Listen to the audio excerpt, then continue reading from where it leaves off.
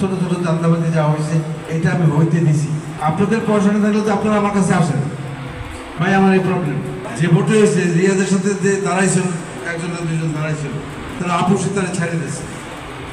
বাপ ভাই সেরকম, সেটা কোনো ছাড়ছে, ছোট ভাই হিসেবে ছাড়ছে। বাপ ভাই চিন্তা করে দেখছে যে ওরা তো আমি নেতা বানাইছি, তা আমি হলে ইলেকশন করলে কেমন দেয়। এটা তার একটা ওয়াইজ ডিসিশন হয়েছে, এটা ভালো ভালো একটা ডিসিশন নিয়েছেন। এখন এই ডিসিশন নেওয়ার পরে যা হয়েছে, এইটাকে মেনে আমরা সবাই মিলে দরকারি করি। ভাই অবস্থা কিন্তু ভালো না। আমি থাকি আর না থাকি, আপনারা এক থাকেন। দল ক্ষমতা না গেলে কিচ্ছু পাবেন না। এই কয়দিনে যা হয়েছে, গত এক বছরে ছোট ছোট চান্দাবাজি যা হয়েছে, এটা আমি হইতে দিছি। আমি কেন হইতে দিছি? এই জন্য দিছি যে 17 বছর আমার নেতা কর্মী কিছু খায় না।